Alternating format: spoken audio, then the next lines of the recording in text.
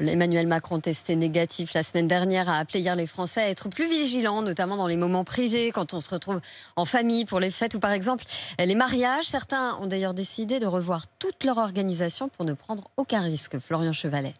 Dans son salon, Sonia prépare les cartons d'invitation pour sa fête de mariage. Reportée à plusieurs reprises, elle aura finalement lieu le 13 novembre prochain. Sans sa famille, trop de personnes à risque. On se limitera donc aux amis. Ça nous stresse moins dans le sens où voilà, c'est des personnes qui ont entre 25 et 35 ans.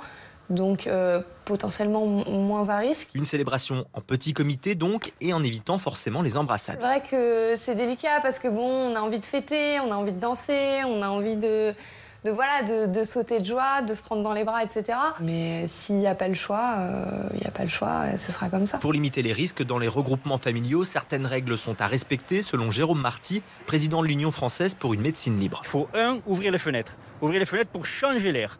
Pourquoi ? Parce que quand on respire en lieu clos, on excrète du virus, ce virus reste en suspension dans l'air, il crée un nuage, un peu comme un nuage de fumée, et tout le monde peut le respirer, et donc tout le monde potentiellement peut se contaminer. Et ensuite, quand on est vers un buffet, qu'on mange, qu'on enlève le masque, à ce moment-là, il faut garder la distanciation physique. Le médecin rappelle enfin l'importance d'éviter les embrassades.